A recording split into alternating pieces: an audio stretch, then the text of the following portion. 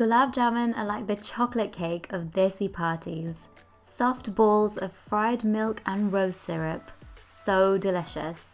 Follow my simple recipe and video for beautifully melt in the mouth Gulab Jamuns. This week I'm going to show you how to make my super soft and squidgy Gulab Jamun. Because a special occasion without Gulab Jamun isn't a special occasion. So if you've never had Gulab Jamun before, first of all, you'd be missing out big time because these little squidgy balls of fried milk soaked in a rosy sugar syrup are heavenly. I'm going to show you all of my tips and tricks for making the ultimate Gulab Jamun. Let me just put these down because they smell really nice and I want to eat them. So I'm going to show you step by step how to make the ultimate Gulab Jamun for your friends and your family, and I promise you they are going to love it and you are going to love it too. And I have a bunch of tips to share with you as well for making the Gulab Jamun, the actual jamun themselves. So the little balls, which are the jamun, and the gulab is the rose and the syrup that we're going to put in afterwards as well. But in order to make these, we have a few critical steps that we need to go through.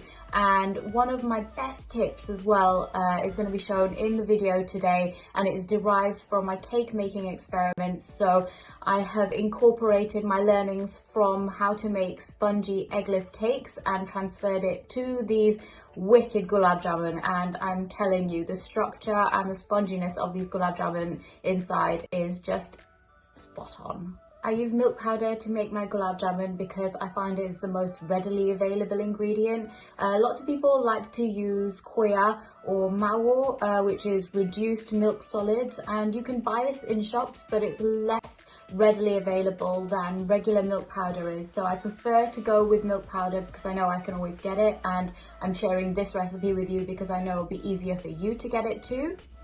So the key to really good Gulab Jamun is making sure that you fry them low and slow initially. You don't want to put them in really, really hot oil because they'll go and we want them to inflate, yes. So they've got a little bit of baking powder in, so they'll start off quite small. Once you pop them in the oil, you want them to grow and expand slowly so that the outside doesn't crack and it forms kind of like a little coating so that you can then turn the heat up, fry them at a higher temperature and make sure that they turn really nicely golden brown on the outside, but that's only after they've been in the oil for a little while, like 3 or 4 minutes. Enjoy this recipe, guys. I hope you love them as much as I do.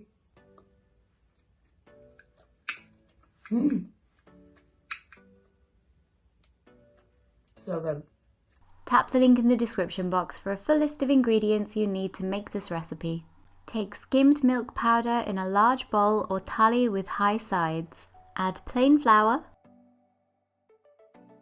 coarse semolina, which will give our Gulab Jamun the most delicious texture, baking powder, ground cardamom seeds, and salt. Mix this well.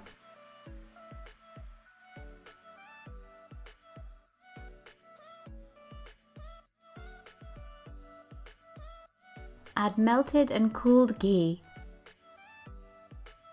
Rub the mixture together to form a coarse breadcrumb-like texture.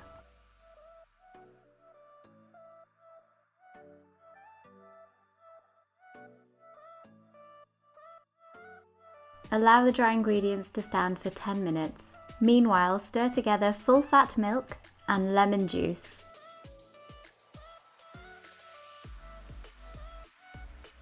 Allow this to stand for 10 minutes also. Once the milk mixture has curdled slightly, add it to the dry ingredients. Start by making a well in the center and add the milk mixture a little at a time, forming a paste with your fingers. Work from the center outwards so that you incorporate all of the dry ingredients.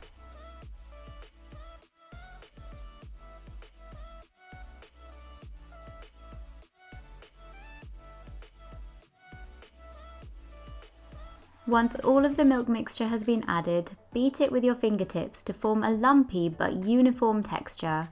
It will feel very sticky, more like a batter than a dough, but this is good.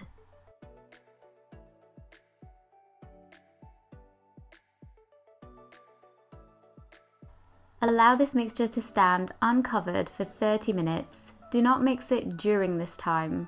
This resting time will give the milk powder, flour and semolina in the gulab jamun dough time to hydrate fully, turning from a wet batter to a dough.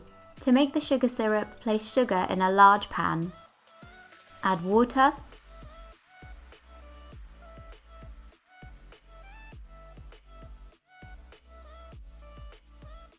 lemon juice, and saffron. Rub the saffron between your palms to release some of their aromas.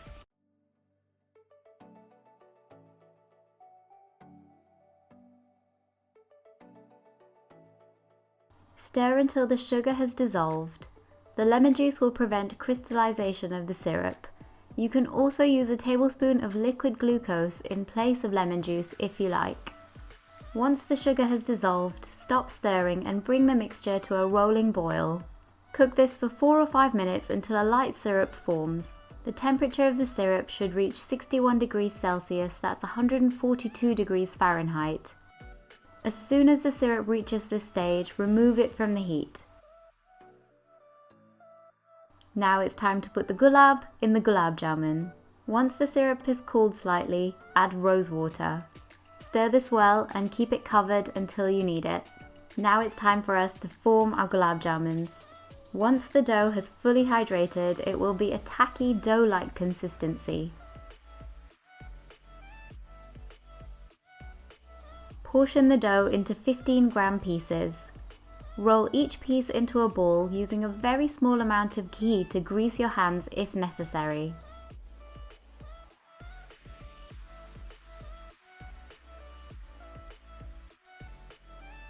Ensure every ball is completely smooth and free from cracks. Once they're smooth and shiny, set them aside onto a plate. Repeat this process for all of the dough. You should have around 38 gulab jamuns, and they might seem quite small, but don't worry, they're going to inflate when we fry them. To fry the gulab jamuns, heat oil in a large pan suitable for deep frying. Initially, the oil temperature should be kept low. It should register 100 degrees Celsius, that's 212 degrees Fahrenheit on a cooking thermometer. Add several gulab jamuns to the oil, taking care not to overcrowd it. Don't add too many at once as they require constant agitation. If you're not accustomed to it, they will brown unevenly. You can fry bigger batches once you get used to the frying process. Agitate the oil around the gulab jamuns, taking care not to touch them too much with the perforated skimmer or they'll become misshapen. You should see little bubbles start to form very slowly around the surface of the gulab jamun.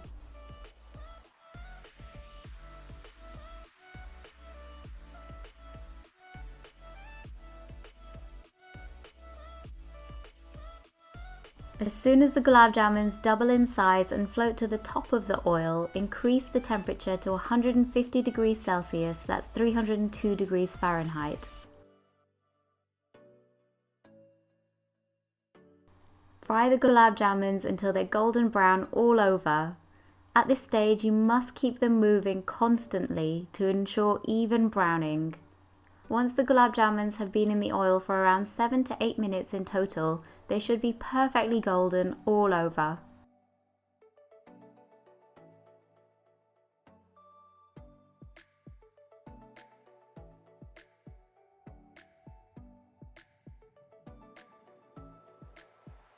If you bounce the skimmer in the center of the oil this way, the gulab jamuns will automatically turn and brown all over.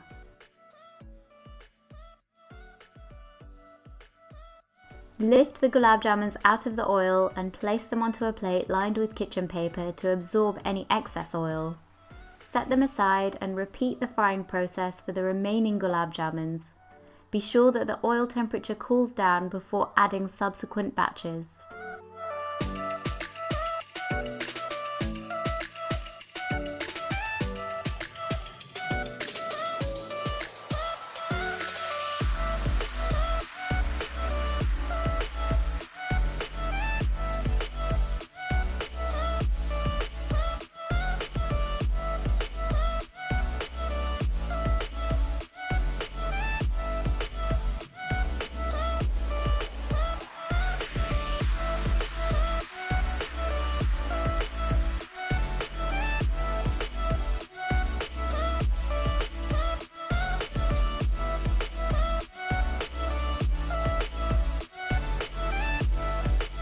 Once all of your gorgeously golden gulab jamuns have been fried, add them to the prepared still warm sugar syrup.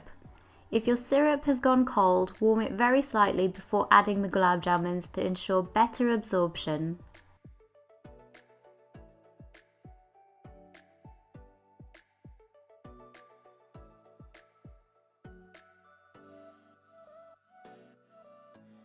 Immerse the gulab jamuns completely and allow them to stand covered for 6 to 8 hours. Stir them from time to time to coat each one very well with syrup. And I know this sounds like a really long time to have to wait for your delicious gulab jamun, but I promise you it will be all worth it in the end. The longer you keep them immersed in the syrup, the better their texture will be.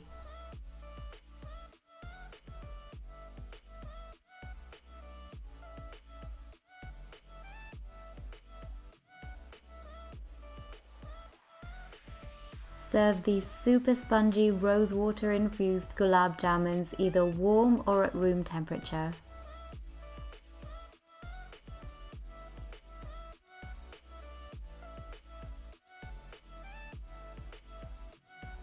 If you liked this video and want more mouth-watering Indian comfort food recipes, then don't forget to hit that subscribe button.